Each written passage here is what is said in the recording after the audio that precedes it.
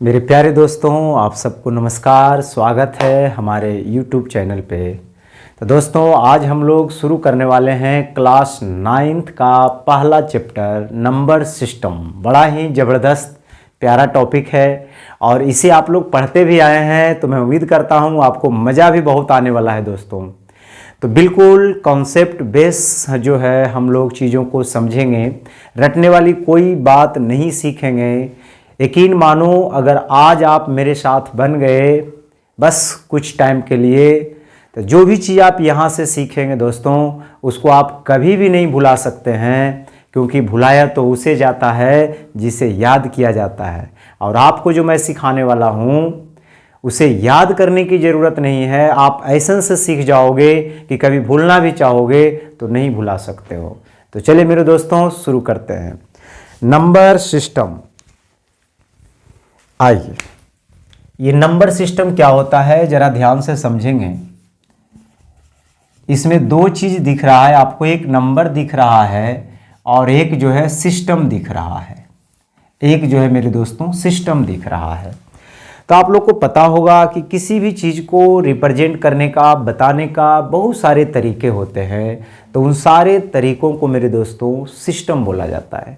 ठीक उसी प्रकार से नंबर को भी बताने का, समझाने का, रिप्रेजेंट करने का बहुत सारे तरीके होंगे। तो इन सारे तरीकों को जो है हम लोग सिस्टम कहेंगे। नंबर के बारे में हम लोग सीखते हैं मेरे दोस्तों। तो नंबर जो है ना, आप सब जानते हैं कि जो नंबर होता है बेसिकली हम लोग दो हिस्सों में इसको तोड़ करके समझ सकते हैं। नंबर को दो हिस्सों में तोड़ करके समझ सकते हैं। कोई भी नंबर होगा तो या तो वो इंटीग्रल फॉर्म में होगा या तो वो डेसिमल फॉर्म में होगा। दो से ज़्यादा तरीकों से जो है हम लोग उसको रिप्रेजेंट नहीं कर सकते हैं। यानी जो नंबर होगा मेरे दोस्तों, या तो वो इंटीजर होगा, कोई भी नंबर आप बोलेंगे या तो वो इंटीजर होगा या तो वो डेसिमल होगा। कोई भी नंबर आप बोलेंगे मेरे दोस्तों, तो या तो वो इंटीजर होगा या तो वो डेसिमल होगा। कैसे, आइए समझते हैं। इंटीजर का मतलब होता है कि जो नंबर जो बिना पॉइंट का हो, ठीक है, जो नंबर पूरा पूरा लिखा हो, उसको हम लोग इंटीजर कहते हैं। जैसे एक नंबर लाइन पे हम आपको बताना चाहते हैं कि मेरे दोस्तों एक नंबर लाइन है, ठीक है। यहाँ पे क्या होता है, बीचों बीच में जीरो होता है। इसके राइट साइड +1, +2, +3, +4, ये इनफाइनाइट तक जाएगा, तो यहाँ प्लस इन्फिनिटी होता है। इसके लेफ्ट साइड आओगे तो -1, -2, -3, -4 और ये भी माइनस इन्फिनिटी तक जाता है। तो ये सारे जो नंबर का आप कलेक्शन देख रहे हो, इसको बोला जाता है इंटीजर्स। इसको क्या बोला जाता है मेरे दोस्तों, इंटीजर्स बोला जाता है। यानी आप अगर यहाँ देखोगे तो जीरो के राइट साइड जो है सारा नंबर प्लस में लिखा जाता है, इसलिए इसको हम लोग बोलते हैं पॉजिटिव इंटीजर्स। तो ये सारे नंबर्स को हम लोग क्या बोलेंगे मेरे दोस्तों, पॉजिटिव इंटीजर्स। और जीरो के जो लेफ्ट साइड लिखा हुआ रहता है, इसको हम लोग बोलने का काम करते हैं निगेटिव इंटीजर्स। इसको हम लोग बोलने का काम करते हैं मेरे दोस्तों निगेटिव इंटीजर्स, ठीक है। तो जीरो के राइट साइड पॉजिटिव, जीरो के लेफ्ट साइड निगेटिव। यानी जीरो जो है कहने का मेरा मतलब है एक दीवार का काम कर रहा है। यानी जीरो के राइट साइड पॉजिटिव और जीरो के लेफ्ट साइड जो है निगेटिव। तो आप बता सकते हैं कि जीरो का साइन क्या होगा। तो जीरो का साइन अगर हम पॉजिटिव मान लेंगे तो फिर दिक्कत हो जाएगा, और जीरो का साइन अगर निगेटिव मान लेंगे तब भी दिक्कत होगा, क्योंकि फिर ये सेपरेट नहीं कर पाएगा, पॉजिटिव और निगेटिव को सेपरेट नहीं कर पाएगा। तो ये पॉजिटिव निगेटिव को सेपरेट करते हुए ये अपने आप में न्यूट्रल है। जीरो अपने आप में न्यूट्रल है, यानी जीरो न तो निगेटिव है और न ही पॉजिटिव है।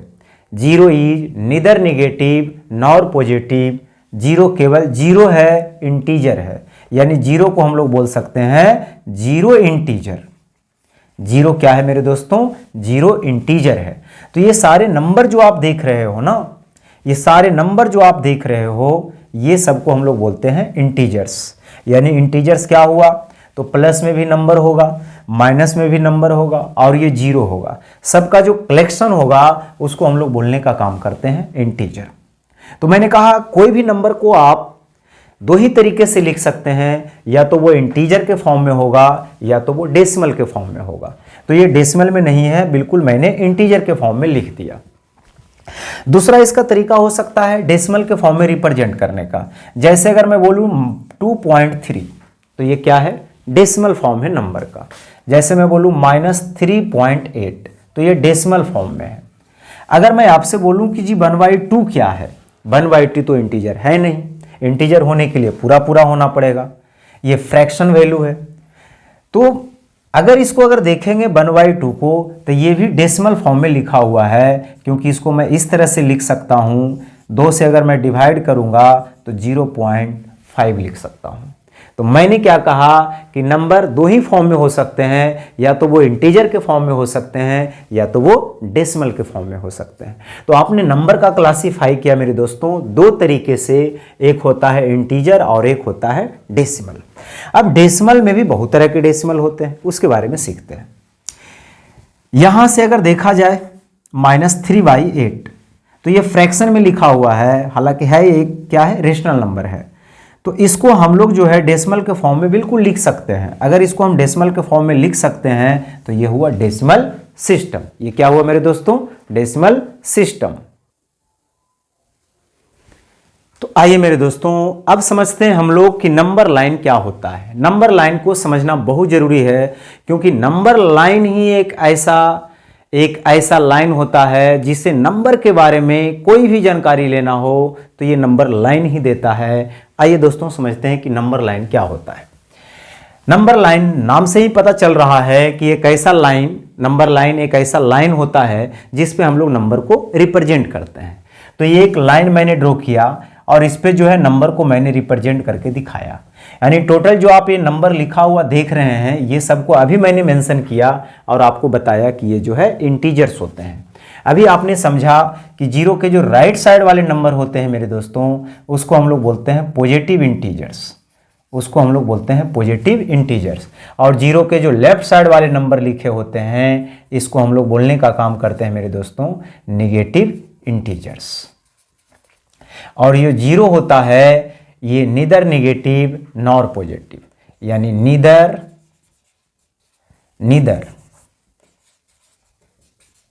Negative nor positive. यानी जीरो जो होता है मेरे दोस्तों न तो माइनस होता है और न ही प्लस होता है। जीरो केवल एक जीरो इंटीजर होता है। जीरो को हम कह सकते हैं जीरो इंटीजर, इसको हम लोग कह सकते हैं जीरो इंटीजर।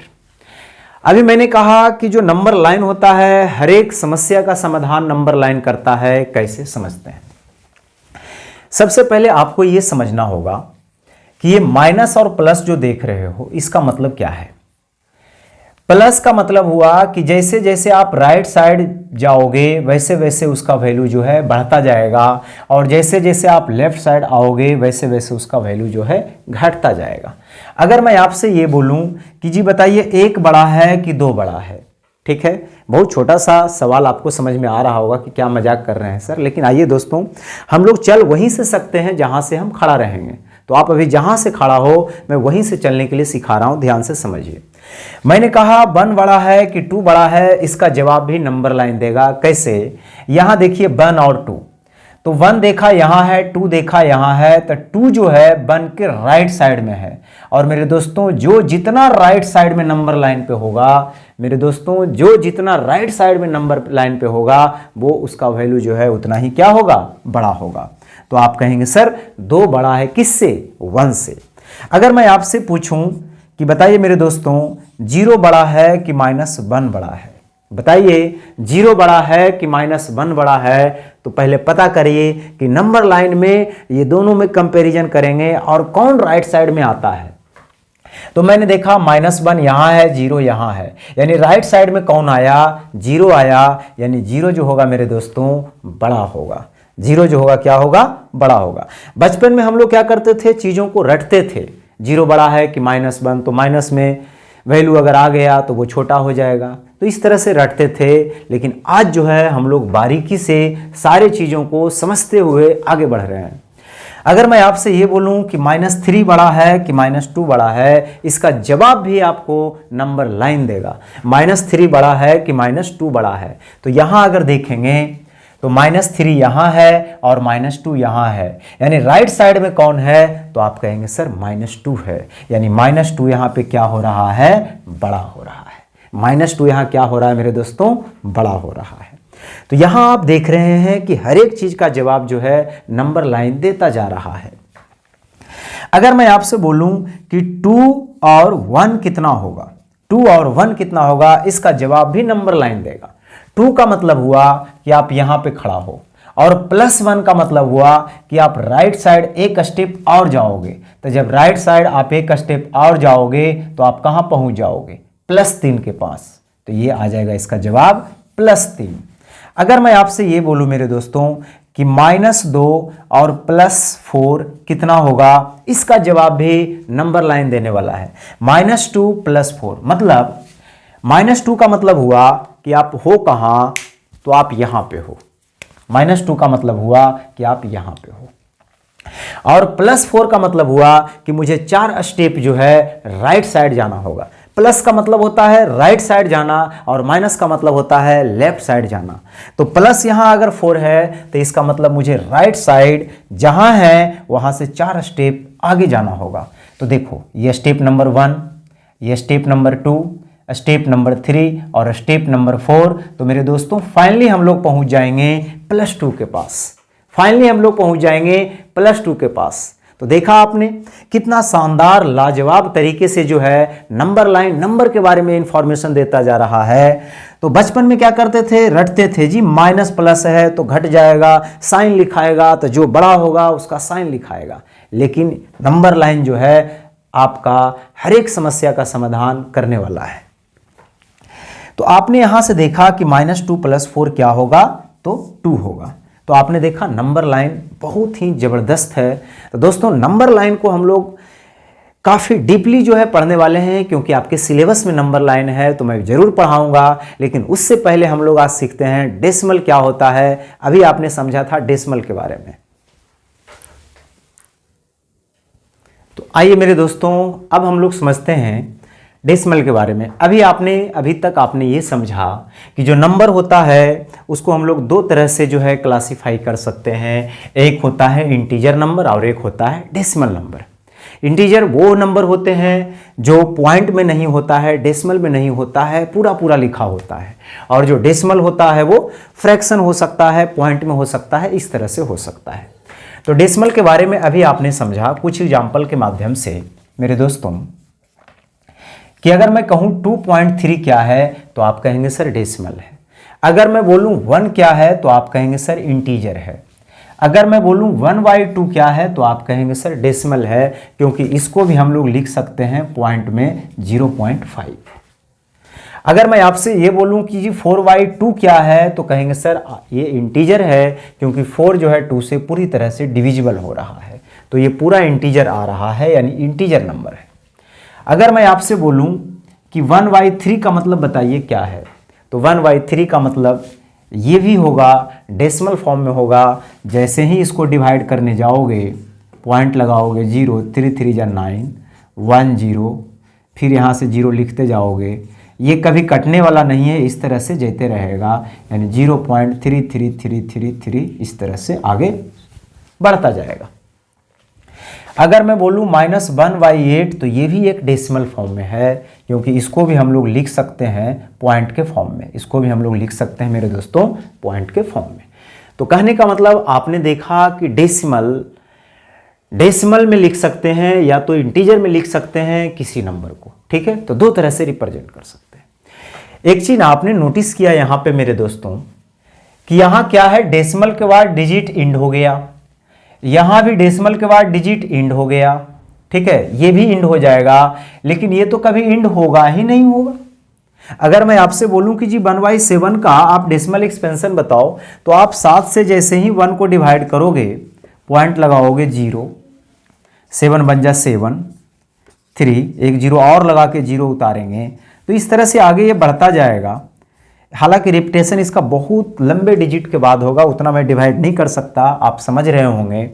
तो कहने का मतलब है कि कुछ डेसिमल ऐसे होते हैं जो पॉइंट के बाद टर्मिनेट हो जाते हैं और कुछ डेसिमल एक्सपेंशन ऐसे होते हैं जो पॉइंट के बाद टर्मिनेट ही नहीं होते हैं। तो अब हम लोग समझने वाले हैं कि डेसिमल भी दो तरीके से हो सकते हैं। डेसिमल भी मेरे दोस्तों दो तरीके से हो सकते हैं। तो मेरे दोस्तों डेसिमल भी दो तरीके से हो सकते हैं। एक जो होगा वो टर्मिनेटिंग डेसिमल होगा और एक जो होगा वो नॉन टर्मिनेटिंग डेसिमल होगा। टर्मिनेटिंग का मतलब क्या हुआ? टर्मिनेट का मतलब होता है समाप्त हो जाना, यानी डेसिमल के बाद अगर कहीं पे जाकर के डिजिट इंड हो जाता है तो उसको टर्मिनेटिंग डेसिमल बोलेंगे। और डेसिमल के बाद कभी भी इंड ना हो, वो रिपीट करे या कुछ और करे लेकिन कभी इंड ना हो, तो ऐसे स्थिति में उसको हम लोग दोस्तों बोलते हैं नॉन टर्मिनेटिंग डेसिमल। उसको हम लोग बोलने का काम करते हैं नॉन टर्मिनेटिंग डेसिमल। आइए कुछ एग्जाम्पल से हम लोग समझते हैं। जैसे अगर मैं बोलूँ 0.123, ये टर्मिनेटिंग है या नॉन टर्मिनेटिंग है? तो आप कहेंगे सर ये टर्मिनेटिंग है। क्यों टर्मिनेटिंग है? क्योंकि ये टर्मिनेट हो गया है। डेसिमल के बाद क्या हुआ है? टर्मिनेट हुआ है, 3 डिजिट के बाद टर्मिनेट हो गया है। अगर मैं बोलूं 0.543987679854, बताइए ये क्या है? तो कहेंगे सर ये भी टर्मिनेटिंग है, क्योंकि ये भी टर्मिनेट हो गया है। ये भी क्या हो गया है? टर्मिनेट हो गया है, मतलब ये भी समाप्त हो गया है कुछ आगे चलकर। मैं अगर बोलूं 1 2 3, फिर 1 2 3, 1 2 3, बताइए ये क्या है? तो ये जो होगा मेरे दोस्तों नॉन टर्मिनेटिंग होगा। क्यों? क्योंकि ये कभी टर्मिनेट होगा ही नहीं, क्योंकि 1 2 3 1 2 3 1 2 3 बार बार रिपीट कर रहा है। जब बार बार रिपीट कर रहा है तो कभी ये टर्मिनेट होगा ही नहीं, और कभी नहीं टर्मिनेट होगा, तो ये किस कैटेगरी में आएगा? Non terminating decimal. तो आपने समझा कि जो डेसिमल हो सकता है वो दो फॉर्म में हो सकता है, या तो वो टर्मिनेटिंग के फॉर्म में होगा या तो वो नॉन टर्मिनेटिंग के फॉर्म में होगा। मैं उम्मीद करता हूं कि यहां तक आप बड़े मजे से समझ रहे होंगे, आपको समझ में आ रहा होगा। तो टर्मिनेटिंग डेसिमल और नॉन टर्मिनेटिंग डेसिमल। अगर मैं आपसे ये बोलूं मेरे दोस्तों कि 1/2, बताइए टर्मिनेटिंग होगा या नॉन टर्मिनेटिंग होगा? 1/2 बताइए टर्मिनेटिंग होगा या नॉन टर्मिनेटिंग होगा? तो आप 2 से डिवाइड करोगे तो ये 0.5 आ जाएगा, यानी क्या हो जाएगा? टर्मिनेटिंग डेसिमल हो जाएगा। अगर मैं आपसे ये बोलूँ मेरे दोस्तों कि 1/3 को बताइए टर्मिनेटिंग होगा कि नॉन टर्मिनेटिंग होगा, तो जैसे ही आप 0 से इसको डिवाइड करने जाओगे तो कभी ये इंड ही नहीं होगा, तो ये किस कैटेगरी में आएगा? तो ये आएगा नॉन टर्मिनेटिंग के कैटेगरी में आएगा, नॉन टर्मिनेटिंग के कैटेगरी में आएगा। अगर मैं आपसे ये बोलूं कि जी बताइए 11/8 का डेसिमल एक्सपेंशन कैसा होगा? टर्मिनेटिंग होगा कि नॉन टर्मिनेटिंग होगा? तो आप क्या करेंगे मेरे दोस्तों? 8 से इसको डिवाइड करने का काम करेंगे। जैसे ही आप 8 से इसको डिवाइड करने का काम करेंगे तो 8 1 जा 8, 11 में से 8 घटाओगे 3, पॉइंट लगाओगे 0, तो इस तरह से 8 3 जा 24, घटाओगे 6 0, 8 7 जा 56, फिर 4 0, 8 5 जा 40। तो कहने का मतलब ये आ गया 1.375। तो ये भी कहीं न कहीं जाकर एंड हो गया, तो ये किस कैटेगरी में आएगा? तो आप कहेंगे सर टर्मिनेटिंग के कैटेगरी में आएगा, यानी ये भी टर्मिनेट हो गया। तो क्या ऐसा है कि हम लोग इतना डिवाइड करके चेक करेंगे कि कौन टर्मिनेटिंग होगा और कौन नॉन टर्मिनेटिंग होगा? जी नहीं, बिल्कुल नहीं। हम लोग अब शानदार तरीके से समझने वाले हैं और बिना डिवाइड किए हुए हम आप पहचान सकते हैं कि इसका डेसिमल एक्सपेंशन टर्मिनेटिंग होगा या नॉन टर्मिनेटिंग होगा।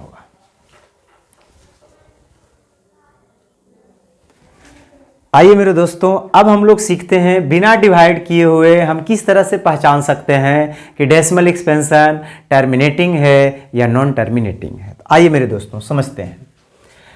अगर मैं आपसे ये बोलूं कि 0.5 क्या है, तो आप कहेंगे सर टर्मिनेटिंग है, क्योंकि ये टर्मिनेट हो रहा है। 1 2 3, 0.123 क्या है? टर्मिनेटिंग है। 0.345 ये क्या है? टर्मिनेटिंग है, क्योंकि टर्मिनेट हो रहा है। 1.234745 ये क्या है? टर्मिनेटिंग डेसिमल है, क्योंकि टर्मिनेट हो रहा है। एक चीज आप नोटिस करिएगा, जैसे ही इसको आप फ्रैक्शन के फॉर्म में लिखोगे तब पॉइंट हटाकर नीचे 10 लगाओगे, फिर काटोगे तो 1/2 आएगा। काटना फिलहाल नहीं है, समझना है। अगर इसको हम PYQ के फॉर्म में लिखें तो ये हो जाएगा 123/3 डिजिट है तो यहाँ पे 3 जीरो लगा देंगे, और इसको हम लोग लिखने का काम करेंगे 345/1000, और इसको मेरे दोस्तों हम लोग लिखने का काम करेंगे, पॉइंट के बाद 4 डिजिट है तो 1 पर 4 जीरो लगा करके इतना लिखेंगे। यानी आपने क्या देखा कि जो भी टर्मिनेटिंग डेसिमल एक्सपेंशन है, यानी जो भी टर्मिनेटिंग डेसिमल है उसके नीचे हर हाल में 10 आ रहा है, या तो 10 के मल्टीपल में नंबर आ रहा है, 10 आ रहा है या 10 के मल्टीपल में नंबर आ रहा है। तो आप ये बात से 100% समझ गए होंगे कि कोई भी टर्मिनेटिंग डेसिमल का जो डिनोमिनेटर होगा मेरे दोस्तों वो हर हाल में 10 होगा, या तो 10 के मल्टीपल में होगा, तभी वो टर्मिनेटिंग हो सकता है, अदरवाइज वो टर्मिनेटिंग नहीं होगा, अदरवाइज वो टर्मिनेटिंग नहीं होगा। जो नॉन टर्मिनेटिंग होगा, आप इसको जैसे 1/3 लिखोगे तो 0.3333 इस तरह से आप लिखते जाएंगे, और जब इसको PYQ के फॉर्म में लिखेंगे तो ये 1/3 आएगा, ये 1/3 आएगा। तो यहाँ पे देखिए 10 या 10 के मल्टीपल में नहीं है डिनोमिनेटर, इसीलिए 1/3 जो है नॉन टर्मिनेटिंग के कैटेगरी में आ जाएगा, और ये सब जितना भी डेसिमल एक्सपेंशन देख रहे हैं वो टर्मिनेटिंग के कैटेगरी में आ जाएगा। तो टर्मिनेटिंग में हर हाल में नंबर का जो डिनोमिनेटर होगा मेरे दोस्तों उसमें 10 या 10 के मल्टीपल में रहना चाहिए, तभी वो टर्मिनेटिंग होगा। 100% इस बात को आप समझ गए होंगे। और जो नॉन टर्मिनेटिंग होगा उसके नीचे 10 या 10 के मल्टीपल में नंबर नहीं होंगे।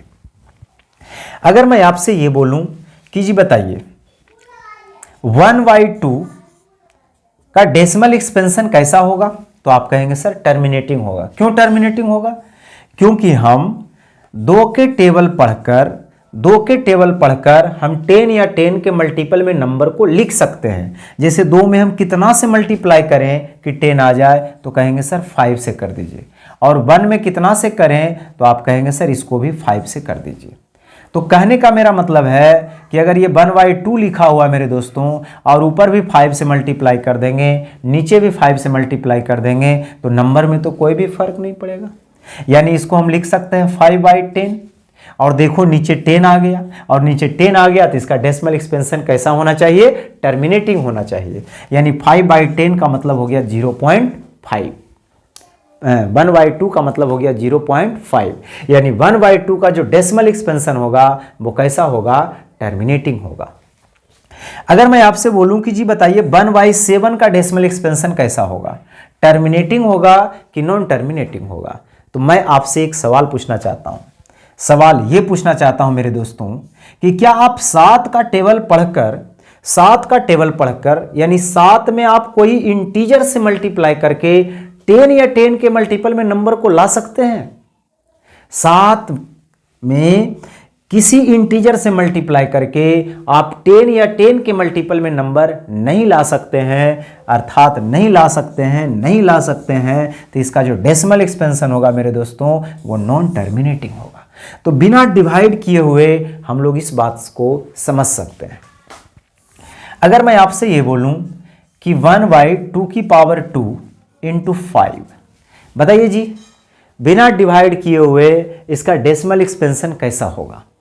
तो कहेंगे सर ऐसा करते हैं, लिखा हुआ है 1/2 का मतलब 4, और ये 5 लिखा हुआ है 5, यानी 1/20 लिखा हुआ है।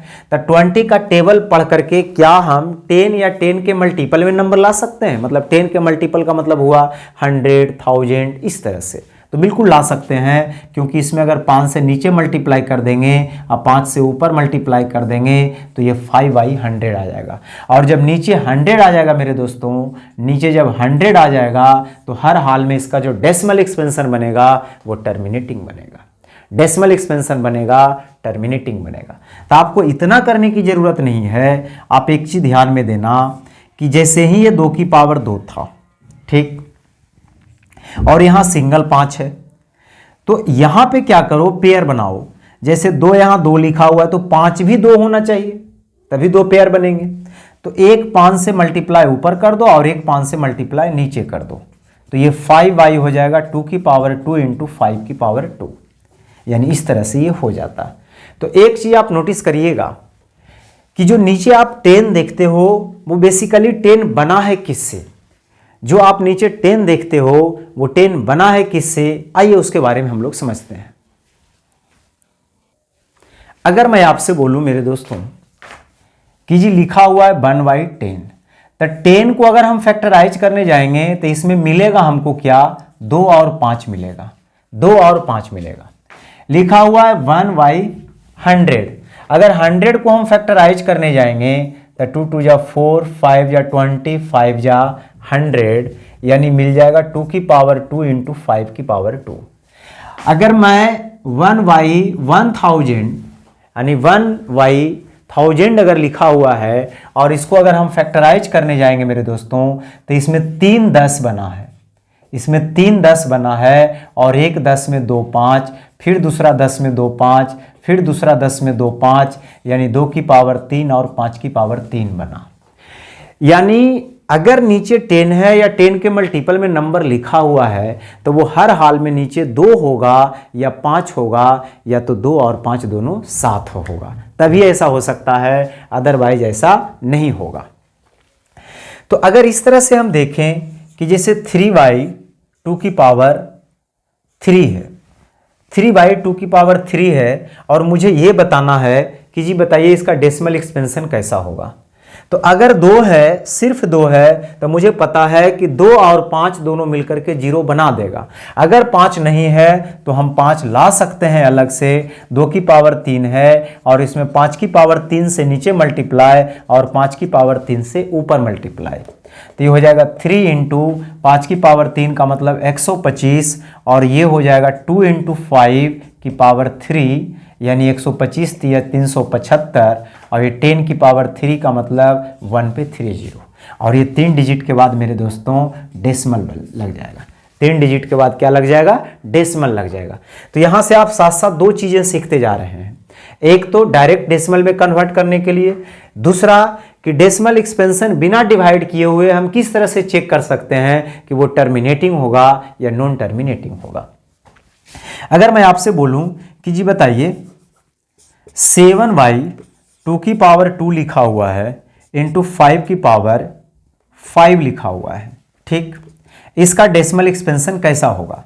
तो आप कहेंगे सर सिर्फ 2 और 5 है, सिर्फ 2 और 5 नीचे है, तो इसका डेसिमल एक्सपेंशन टर्मिनेटिंग होगा।